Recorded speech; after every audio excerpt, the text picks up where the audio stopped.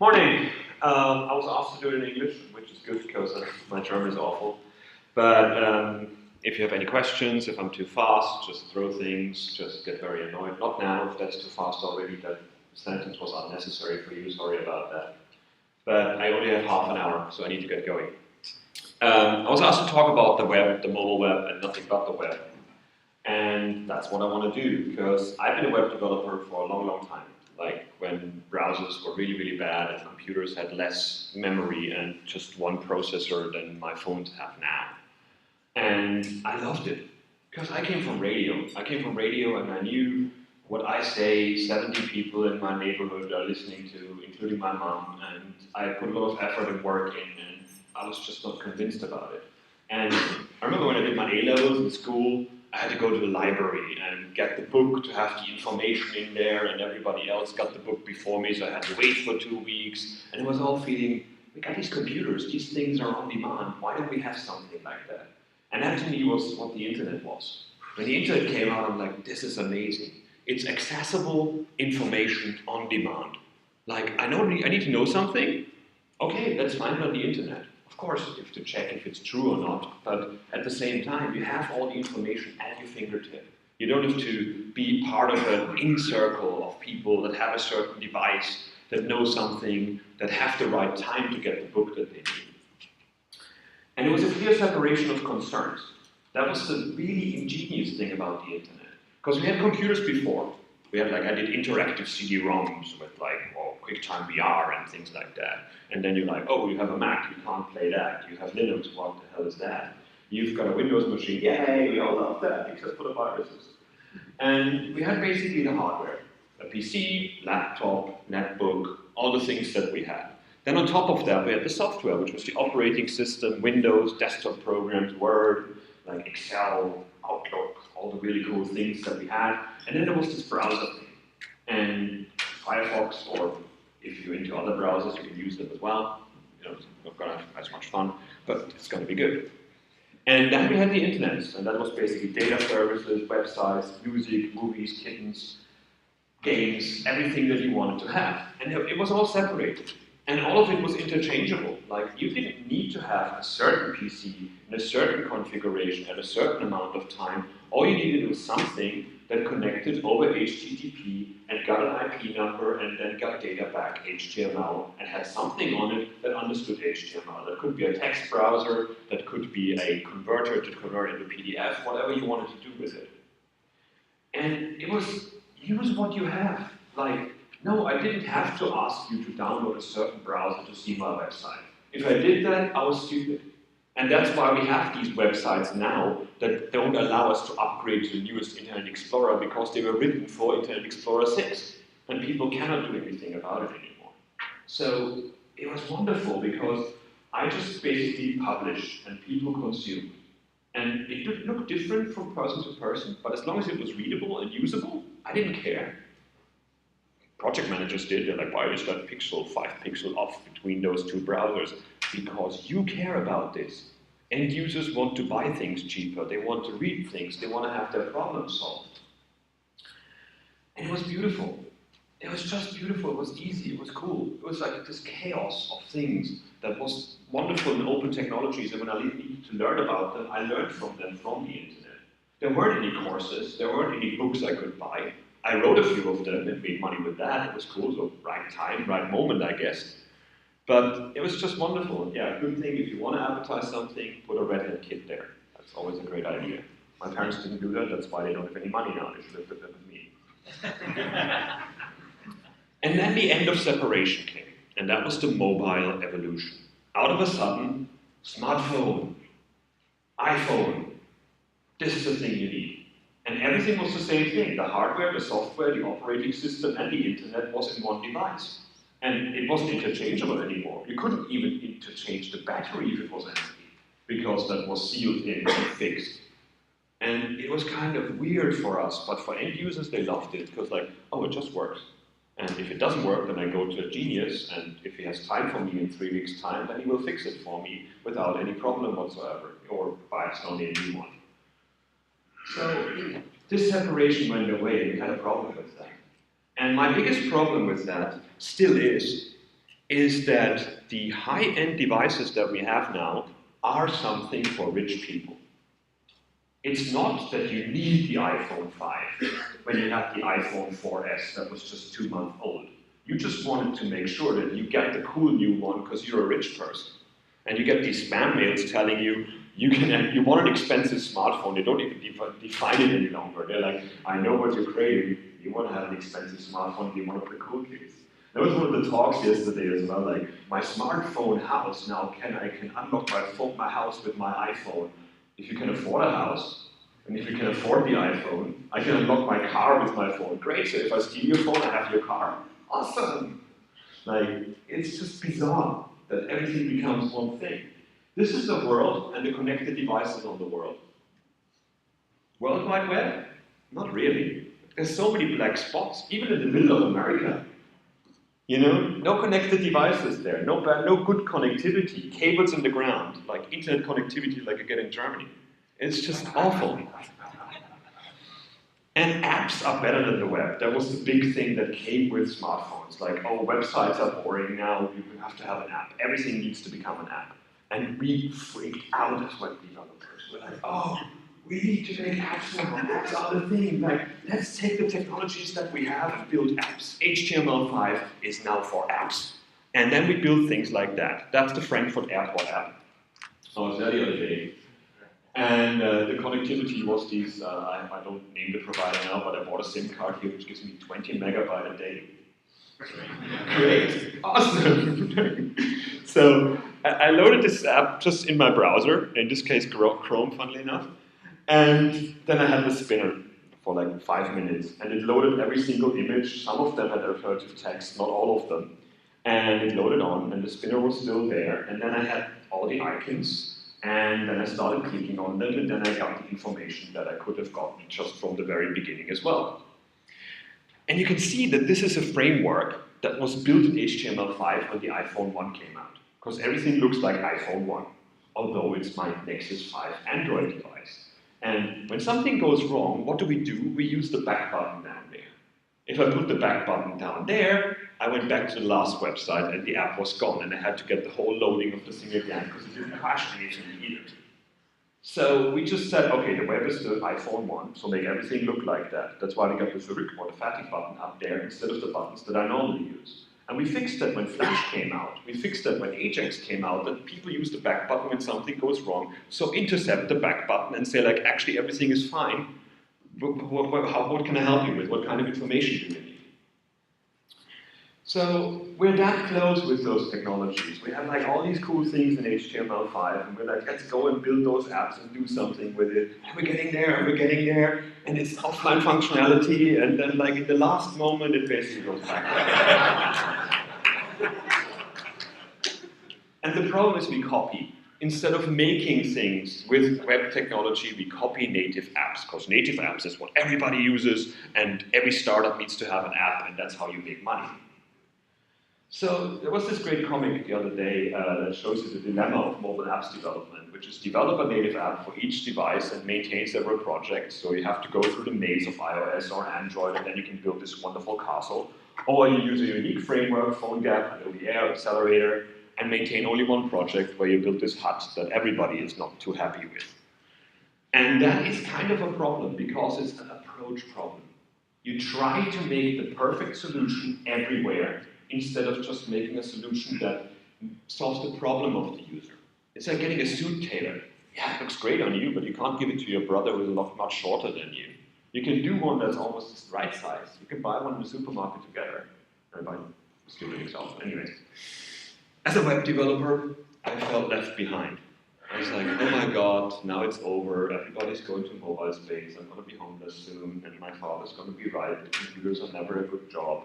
And it's going to be terrible.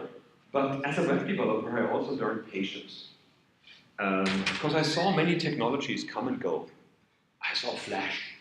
Flash, you do HTML. Look what I can do, like cool games that zoom and things, and like Flash tunnels that explain my brand for 60 minutes before you go to the website. And then I saw .NET, oh, everything is now built with that. And I saw applets, and I saw all these technologies that always say, oh, the web is gone. like Second Life, or yeah, that's the future. You know, all these things that told me like I'm outdated. And I'm like, okay, let's wait. Because the web is a distributed system. You can't shut this thing down. Inviting everybody to use whatever they want to consume your product, good idea. So, where's the apps rush? Does everybody need apps? Well, Comscore did a nice survey. The information is down there, and those slides are outlined later on as well. So the percent of smartphone users, 65% download 0 apps every month. Why is that? Because we have apps already. And the business model of apps is to make you addicted to one app.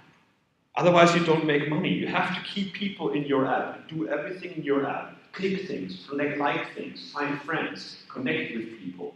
Because it's a bit like the websites that used to say, like, please click my ad, please go there, but just now we put it inside an app. That's why every conference has an app. Why?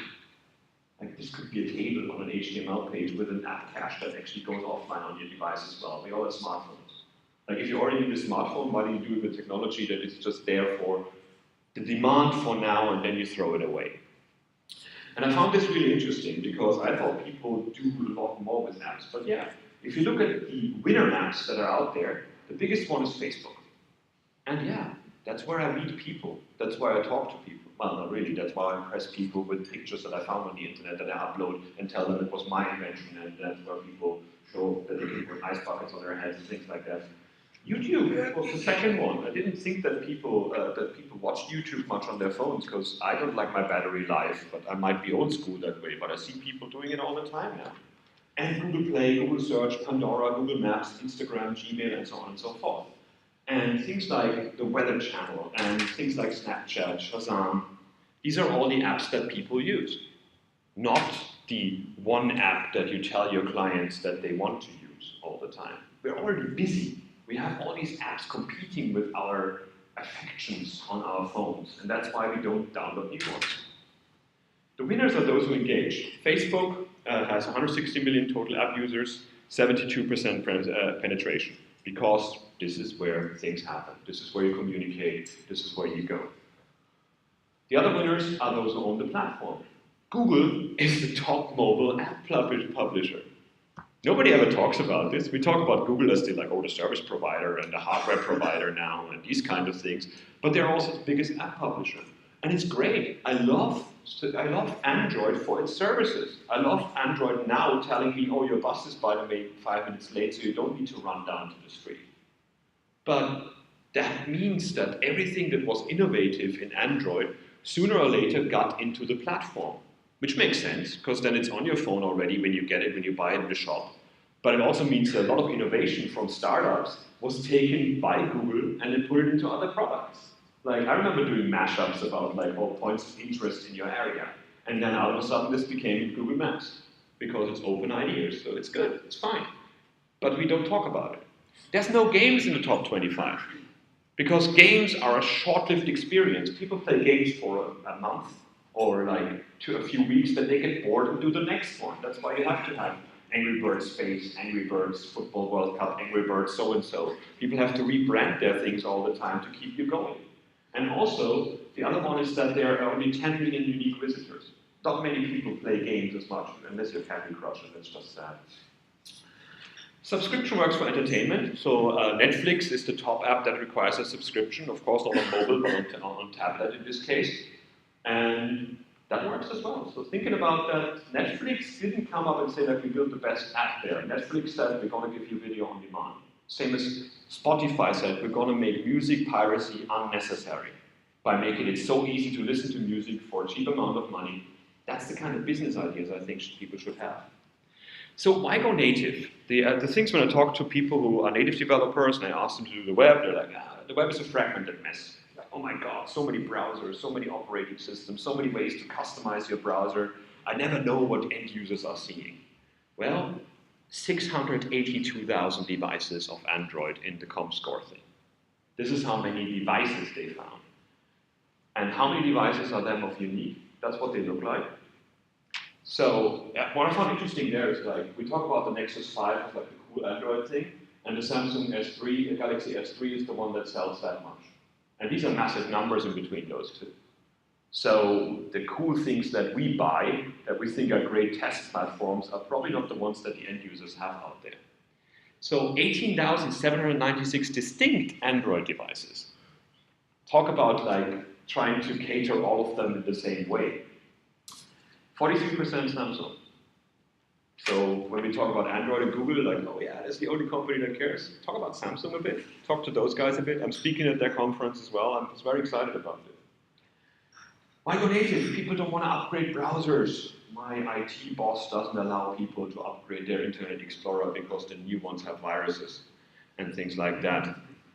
Well, 20.9% of these 600,000 devices were running on KitKat. All the others were running on older Android devices because a lot of providers hardwire the operating system to the cheap phone that you buy, and you cannot upgrade it any longer. In general, the take on how many people keep their operating system upgraded and actually upgrade every time it comes out is declining as well, which is kind of sad.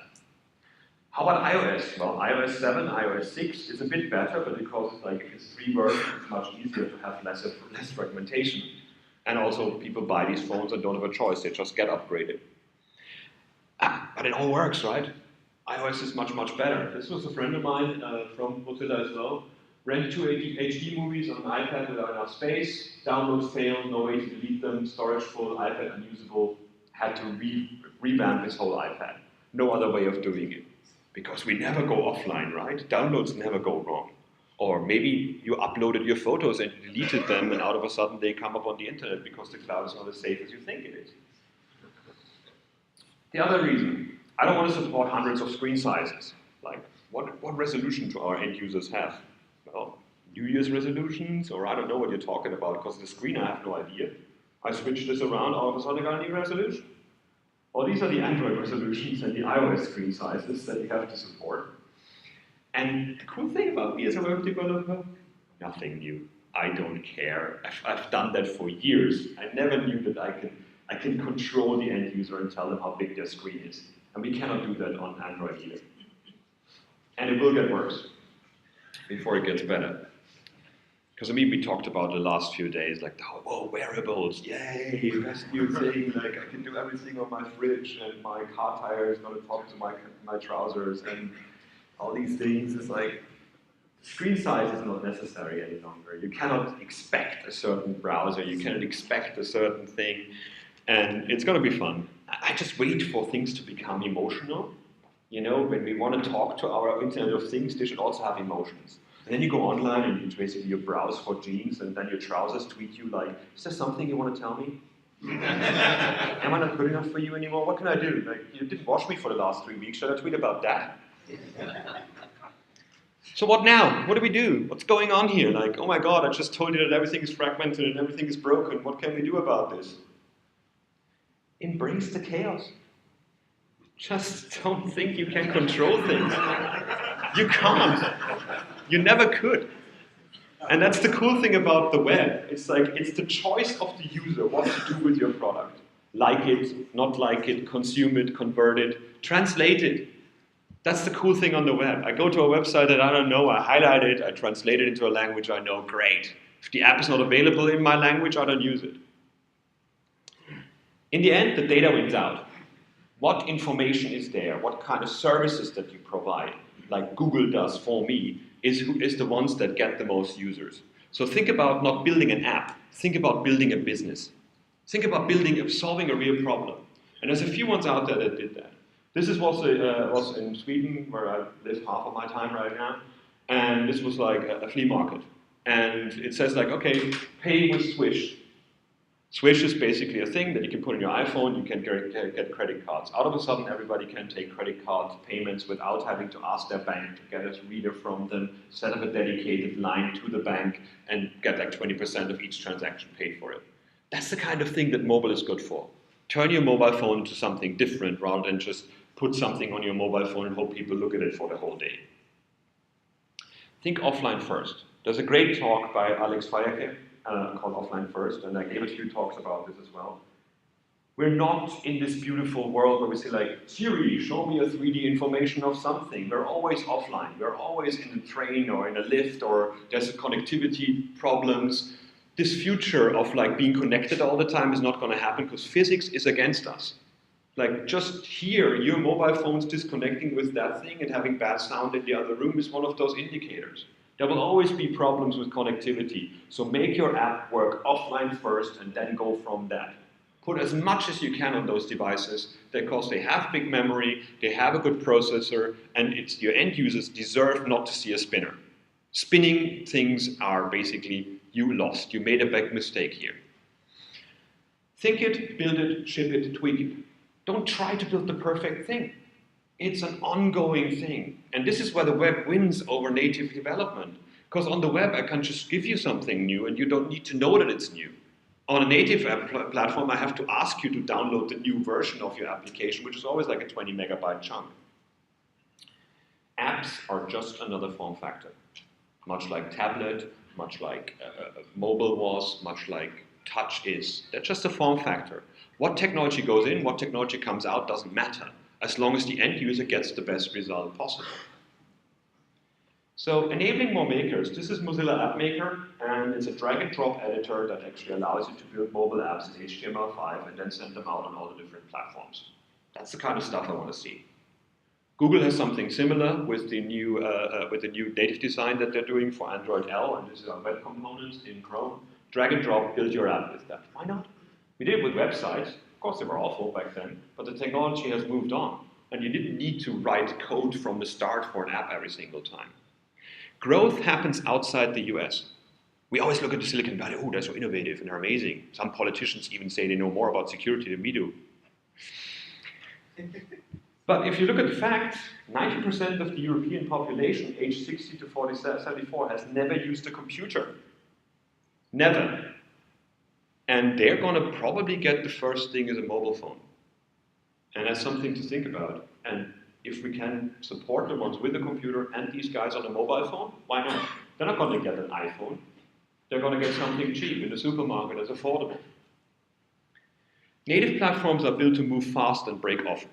The job about them is to be upgraded all the time, which is good because it means the technology is there, and also means that users have to upgrade them all the time, which is annoying. The web is built to last. Paul Backhaus from Google said this the other day, if you build a web app today, it will run in browsers 10 years from now. Good luck trying the same with your favorite mobile OS, excluding Firefox OS, which was nice to hear. With that, I'm going to more or less conclude, because I'm going to talk about Firefox OS in the next talk here. And I don't want to advertise it to you, I don't need to, because it's just the web on a mobile phone. When I talked about earlier that we have gaps in the world, this is where Firefox OS has been shipped. And a lot of them in Europe, but we covered all of South America, which was uncovered before. And this year, we're actually doing India and Africa and all the other places that you're thinking about. In France, you can now buy a supermarket phone for, I think, 70 euro, unlocked, put any SIM card in, go be happy, be online. When the iPhone came out, Steve Jobs said that he wants everybody to be connected and everybody have a little magic in their life. And then it became really expensive all of a sudden. And you're like, oh, well, magic is only for rich people.